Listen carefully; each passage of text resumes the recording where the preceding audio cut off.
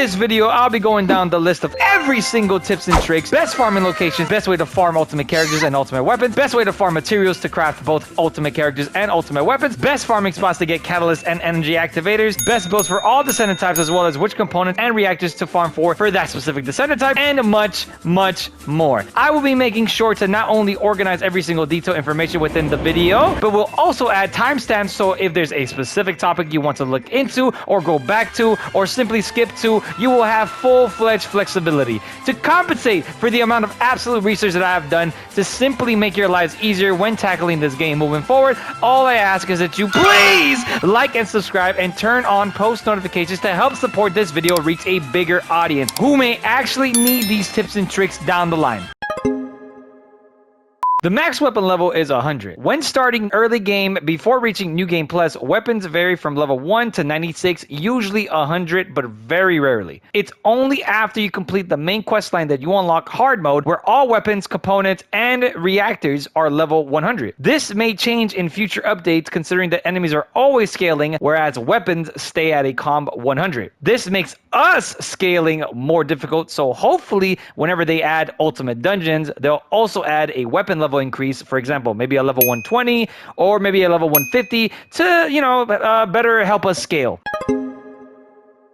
The max capacity is 50, and you can easily acquire that by reaching Mastery Rank 20. The way you can confirm this is by simply pressing Options and clicking on your Mastery Rank at the top left corner. 50 is standard capacity without increasing capacity by adding a energy activator. If you do add a energy activator to a weapon or a descendant, the capacity now changes to 80.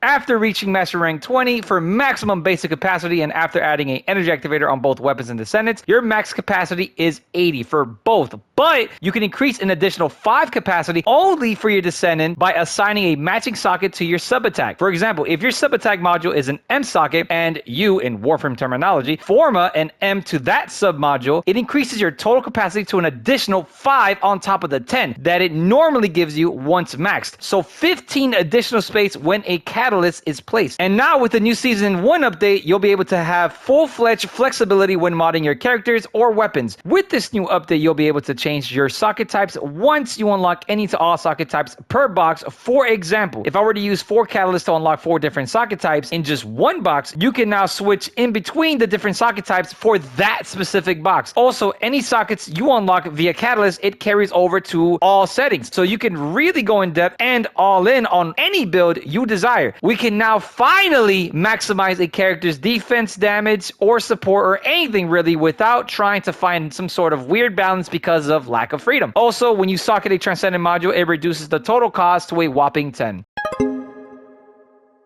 When you have a loadout of your liking, you can save it by pressing preset. You can only have a max of 6 preset loadouts, and there is no way to increase it other than swiping that famous Bank of America credit line. Also, reactors, guns, components saved in the loadout will automatically be switched in and out while stored in the storage. There is a limit to how many items you can have stored in, which is a whopping 150 at Mastery Rank 30, which, by the way, does not exist yet. After leveling up every character and weapon, the max you can achieve for the time being is Mastery 26, meaning the max storage capacity is 134 till further notice. So make sure you only store in God rolls or swipe that American Express. Might work, no reaction. Ooh. Okay, it's got a little kick. Oh. Okay. Oh, it's got a little... Oh, God.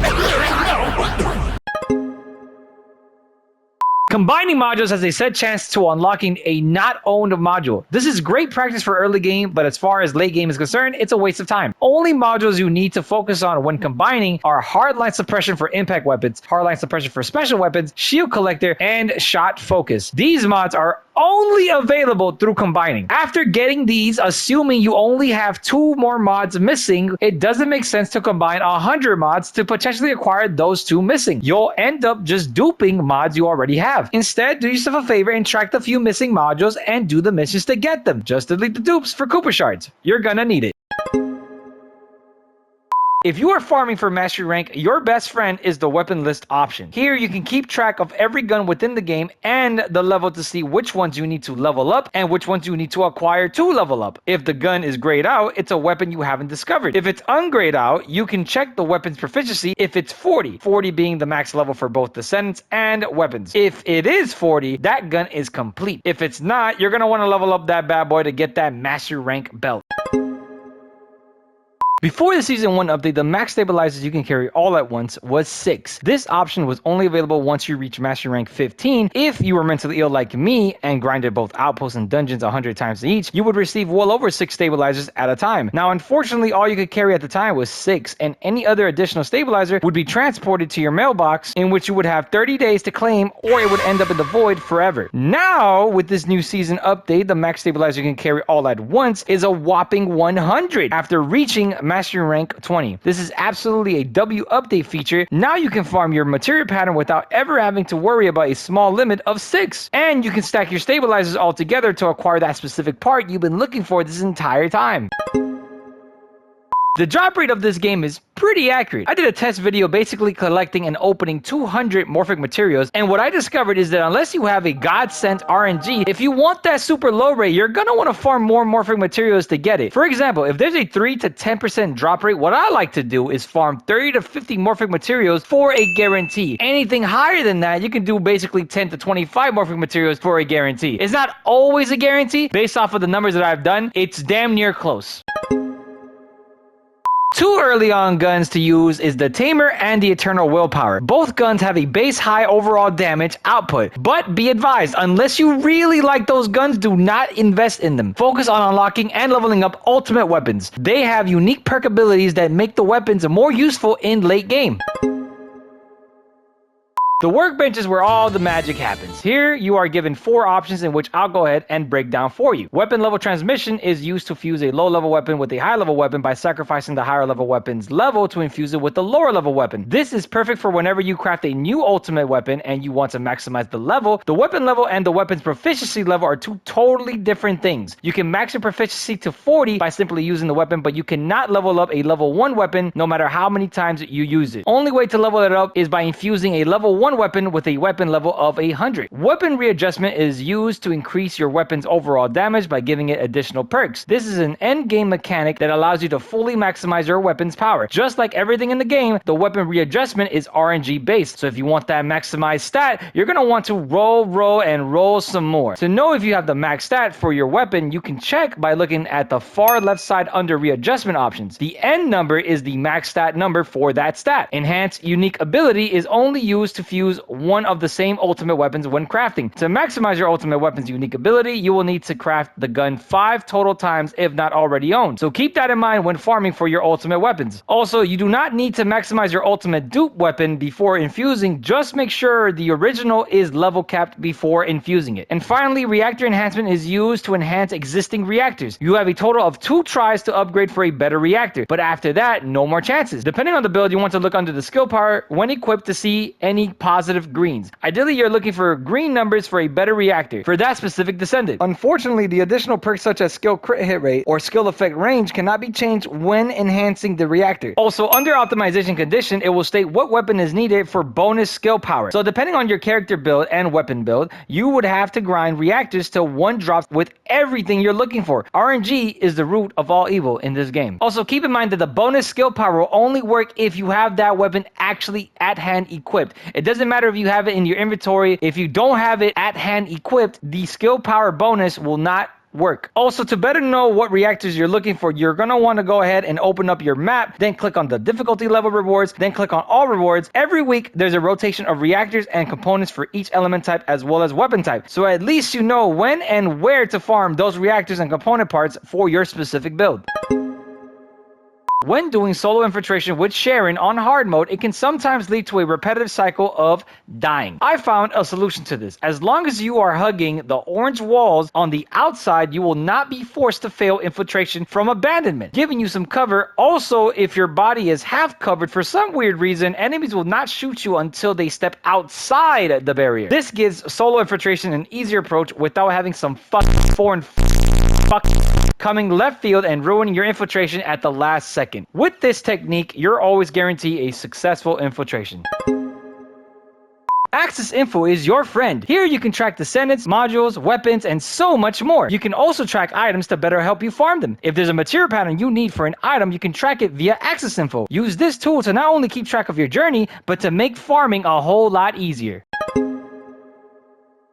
A lot of colors in this game can be accessed freely by doing journal quests. Once you have your combo for your descendant, make sure to farm those journal quest lines to unlock a lot of cool looking colors for your palette for free.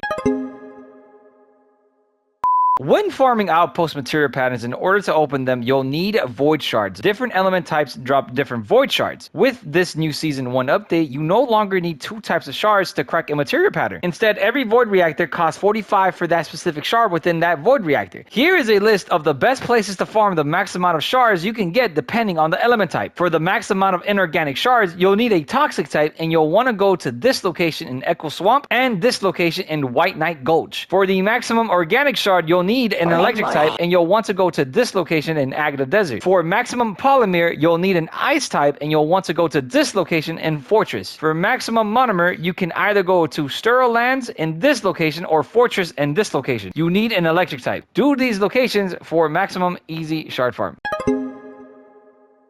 When completing area missions, instead of teleporting back to an outpost or checkpoint to redo the mission, you can simply press restart in mission summary. Doing this will take you back to the beginning, and you can rinse and repeat without wasting time. One thing I noticed is, for some reason, when farming for a specific material to craft, if you do a mission where the final boss doesn't drop said material, if you force restart the mission through the mission summary on completion, you will still not receive that material. If this happens to you, simply respawn to a near outpost and only restart via mission summary once the boss drops that specific material. Sharen is heavily used for infiltration outpost missions. The only way you can get the bonus rewards given by successful infiltrations is by using Sharen. So make sure to craft her before you go and farm outposts. Encrypted vaults are spread across the map and respawn after activation. Certain areas drop certain materials when opening certain vaults. There are a total of 3 encrypted vaults: Code Analyzer, Gray; Precision Code Analyzer, Blue; and Ultra Precision Code Analyzer, Purple. Needless to say that the gray ones are the easiest to crack compared to the purple ones. It takes about 1 to 3 hits to complete a gray one, 3 to 5 hits to complete a blue one, and 5 to 7 hits to complete a purple one. To locate the vaults, you'll need to use your scanner, also known as Echive scan. I still don't know how to pronounce that, but to pinpoint the location of said vault. There are 2 types of sounds that it will make to indicate that you're close to the vault. A low-pitched ding sound will alert you that there's one nearby, and a high-pitched ding indicates that you are facing the vault's exact direction. To better your chances of both rewards and bonus rewards, as well as peace of mind, you're going to want to build and use Enzo to crack these vaults. One of the main reasons why you should use Enzo is strictly because his Transcendent mods only drop by using him to open Ultra Precision Code Analyzer vaults, which, by the way, on succession, you still have a 2.5% chance of getting this Transcendent mod. Also, he makes the target when clicking through the vault bigger and slower. I also made a list of the materials and Cooper shard earnings within each area. Keep in mind, these numbers are all random and RNG based. It's never consistent. Gray vaults give you 2 to 5 thermal metallic foil and about 15 to 20k Cooper shards. Blue vaults give you 10 to 15 thermal metallic foil and around 25 to 38k Cooper shards. Purple vaults give you 14 to 28 thermal metallic foils and around 100 to 189 Cooper shards. Here are all the vault locations within each area. Make sure to pause in between them, by the way, just so you can kind of see more or less like where each vault is located within that area. I don't know if it's more RNG or what, but I stayed in Kingston for a while and I found no encrypted vaults. I don't believe they spawn there. Also, the areas I'm about to mention all have basically the same amount depending on the type of vault, but some areas give you different materials. But the materials, like the amount of materials that they give you, is basically the same amount that I just previously mentioned based off of the types of encrypted. So in Vespers, you also get thermal metallic foil. White Knight Gulch gives you cooling metallic foil. Agna Desert gives you mixed energy residue. Sterile Lands gives you negative ion particles. Hagius gives you highly concentrated energy residue. And finally, Fortress drops pure energy residue upon completion. Now you know what and where each material drops from. If you're ever lost, just come back to this section of the video for further assistance, and hopefully you'll get lucky with some of the 2% Enzo Transcendent mods. After completing the battle pass, you'll earn extra coins to purchase items in the bonus shop. These coins can't be used in the battle supply shop. That shop requires a different type of coin that you can find via earning by completing challenges underneath the available coin section. From here, you complete weekly challenges to earn sufficient points to unlock all the extra dope items that are only available via battle supply shop.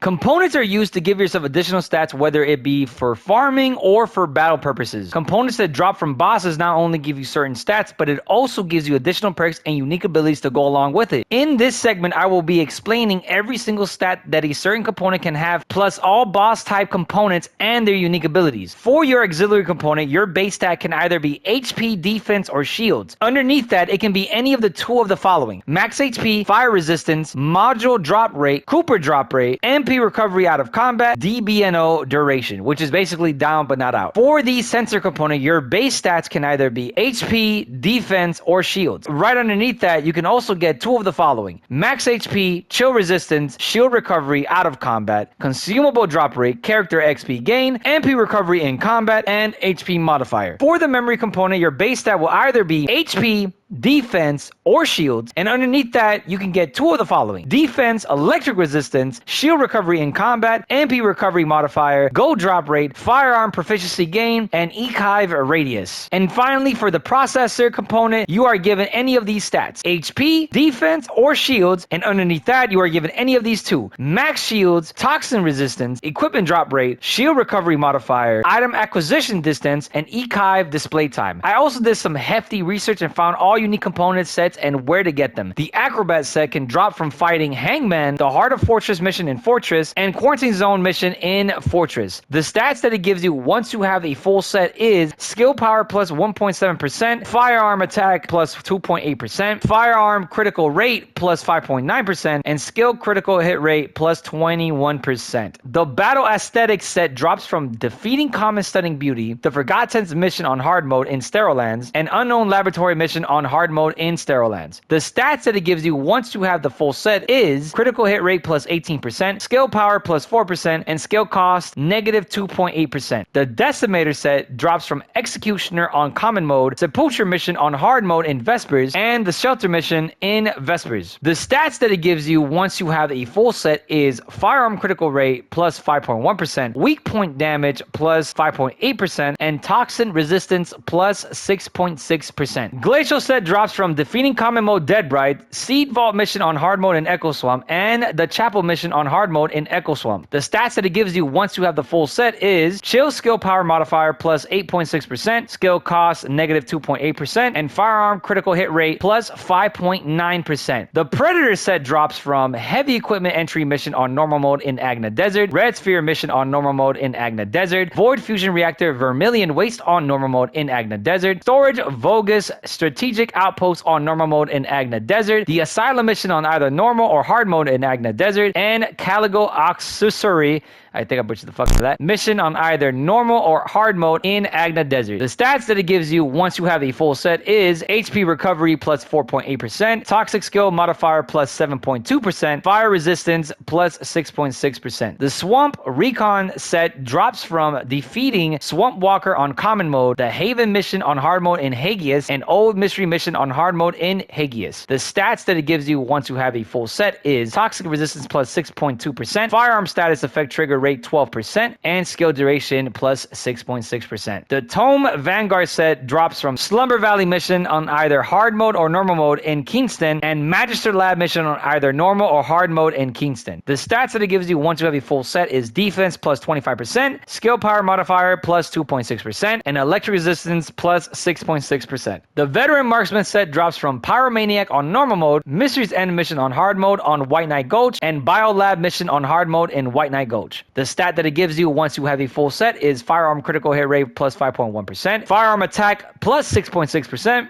and weak point damage plus 5.8%. The Annihilation set drops from hard mode Devourer. The stats and unique effect that it gives you upon having the full set is skill duration plus 5.7%, and firearm attack increases proportionally to the ratio of max HP to HP loss up to 26%. When HP is 50% or lower, MP recovery minus 22%, HP recovery plus 16.4% for 10 seconds, and the cooldown is 30 seconds. The Bravery set drops from hard mode Obstructor, and the stats and unique effects that it gives you upon having the full set is HP recovery plus 1.8%, max shield plus 11.9%, and duration increases proportionally to the ratio of current custom resources to max custom resources up to 6.6%. 35% chance to reduce a random skill's cooldown 1.63 seconds each whenever an enemy inflicted with stun is defeated. Frozen Heart set drops from Frostwalker on hard mode. The stats and unique effects that it gives upon having a full set is Sniper Rifle, Scout Rifle, critical hit rate 5%, skill cooldown negative 4.7%, granting a buff to allies adds a stack of Frozen Heart's energy effect to itself. At 4 Frozen Heart energy effect stacks, Frozen Heart energy converts to Frozen Heart Essence status effect. Frozen Heart Essence, firearm weak point damage plus 18%, skill critical hit rate plus 28%, firearm critical hit rate plus 7.9% for 10 seconds. Hungry Sonic set drops from Gluttony on hard mode. The stats and unique effects that it gives you upon having the full set: Toxin resistance plus 2.8%, and grants 1 stack of Efflux upon skill use. Get 1 stack of Wave and 10 stacks of Efflux after using an enhanced skill. Wave recovers MP by 0.2% per stack when hitting an enemy with a unique weapon. Add 50 stacks at Efflux, convert to Efflux to Tuning. Tuning skill duration plus 1.79%, proportional to max MP, HP heal modifier plus 2.83%. Polar Knight set drops from Dead Bride on hard mode. The stats and unique abilities that it gives you upon having the full set is Chill skill power plus 6.2%. For each frostbite stack inflicted upon enemies, firearm critical hit damage plus 1.7%, skill critical hit damage plus 6%, up to 10 stacks, 5-second duration, at a 30% chance. And when defeating an enemy inflicted with frostbite, inflicts additional damage equivalent to 12.2% of enemies' max HP on enemies within a 2.5 radius at a 30% chance. Slayer set drops from Pyromaniac on hard mode. The stat and unique effects that it gives you upon having the full set is general round capacity plus 8%, round per magazine plus 9%, skill cost plus 15%, skill power plus 26.1%. When defeating enemies with Toad, recovers MP and specialized resources 12.2% at a 17% chance. Supernova set drops from Executioner on hard mode. The stats and unique effects that it gives once you have the full set is Electric skill power modifier plus 8.6%, Fusion skill modifier plus 12%. On electrical skill attack upon enemy inflicted with electrocution, activate Executioner's Thunderbolt at the target's location, dealing additional electrical damage equivalent to 100% of skill power modifier. Cooldown for 2 seconds at a 50% chance. Venom Essence set drops from Swamp Walker on hard mode, and the stats and unique effects that it gives you once you have the full set is Toxic skill power plus 6.2%, Tactical Rifle, Assault Rifle, Firearm attribute, effect trigger plus 12%, and for each poison stack inflicted upon enemies, firearm attack plus 2%, skill power modifier plus 0.7% for 5 seconds at a 30% chance. Up to 10 stacks, 5-second duration. Volcanic set drops from Molten Fortress on hard mode. The stats and unique effect that it gives once you have the full set is fire skill power plus 2.8%, and handgun, hand cannon, and shotgun attack plus 6.6%, charge sub attack damage plus 6.6%, after reload skill power plus 3.5% for 5 seconds, up to 3 stacks. This effect is removed when using skill. Now, I know I probably maybe missed 1 or 2 locations, so to make sure I don't miss out on any key information, not only will I have a link down in the description leading to the front page that showed me all this information, I'll also use some screenshots for you to pause and read through.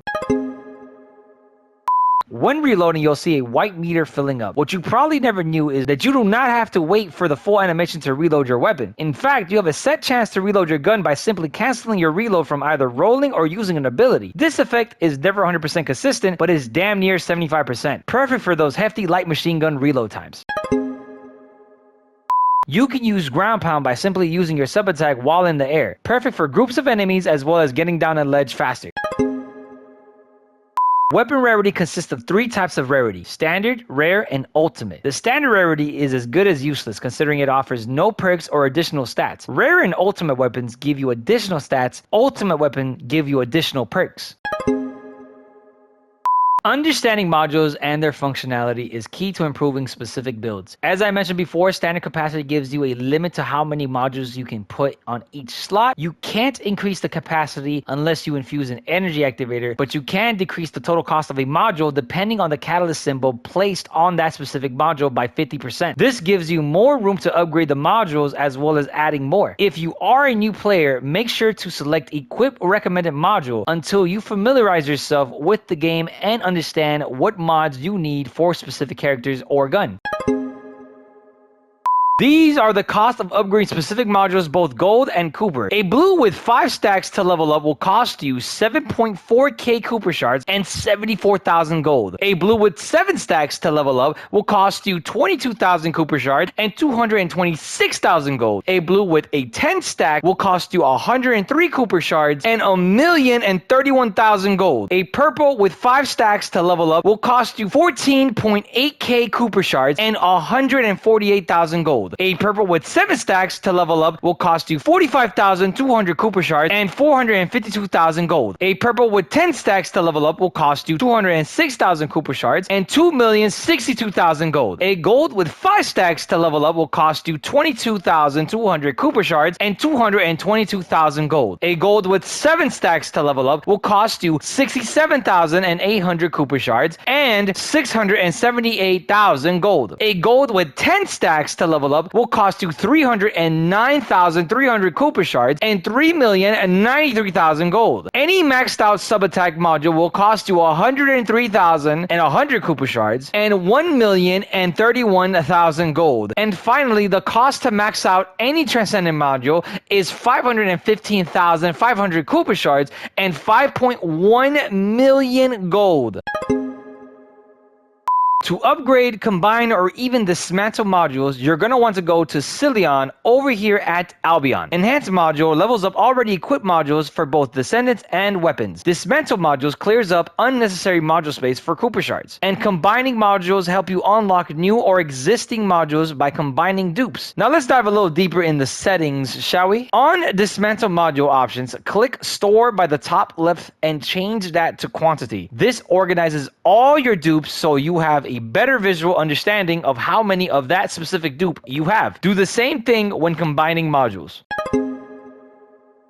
Understanding the weaknesses and strength of boss fights. When you open up your map and either select normal or hard mode void intercept battles, make sure you click and read through the boss's information. It will quite literally tell you its strengths and weaknesses. There are 3 weak point types: crush, pierce, and burst. Depending on what symbol is shown as the weak point type for that specific boss is what weapon type will inflict the maximum amount of damage. For example, the Gravewalker weak point type is piercing, which means weapons that have this symbol like handguns, assault rifles, beam rifles, and launchers will have a greater impact than its opposite symbol types. To better understand each symbol and its weapon type, here's a chart indicating all weapon types for that specific symbol. Attack attribute is the element damage that the boss inflicts to the players. Attribute resistance is what that boss's strengths and weaknesses are. Example, the Gravewalker is very strong against fire, so fire damage will have little to barely any effect towards it when fighting it, whereas ice, being its weakness, will have a greater effect on it during combat. Make sure to look through the attribute resistance to better know what character and weapons to bring for late game bosses. It will help running through them a whole lot easier. And finally, recommended attribute resistance is recommended resistance to have within that boss fight to not take the full amount of element damage. You can easily give yourself more specific resistance in late game by acquiring components that drop specific resistance types, as well as modding your character for that specific resistance type. For the components, make sure to go back to the chart system I explained within this video about all the component types.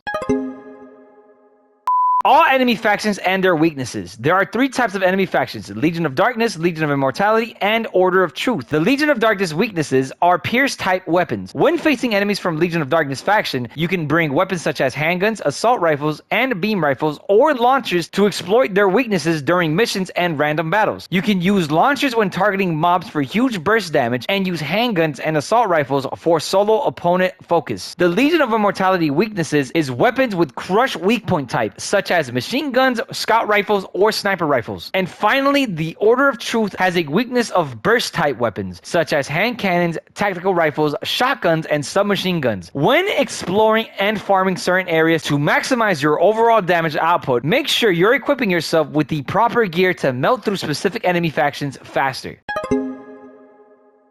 When you receive a pop-up stating your mastery rank is ready, you can increase it by going to Albion and locating prime hands located here in Albion. Here you can increase your mastery rank when you are eligible. To increase capacity, you have to craft either a crystallization catalyst or an energy activator. Go to either your Descendant or weapon module and select module additional settings to increase your capacity for either or. Hey.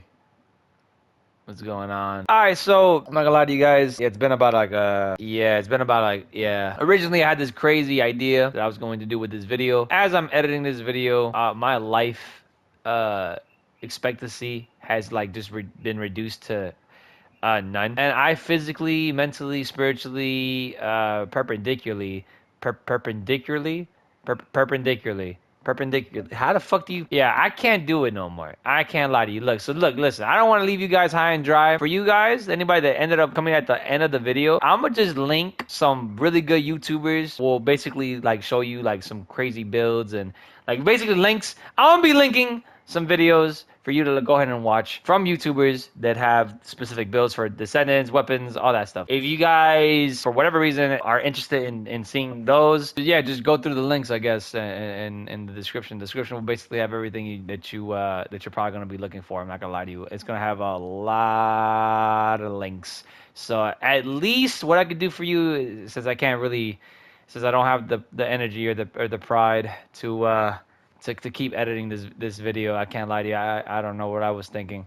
You know, I don't know what I was thinking. But yeah, since I can't edit this shit for you, I'm gonna just go ahead and give you guys something to look forward to, so that way at least you're not empty-handed.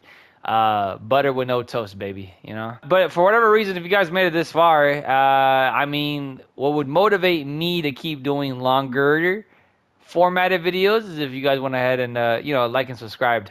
But if you haven't already liked and subscribed, and I don't know what to tell you. But yeah, man, hey, listen,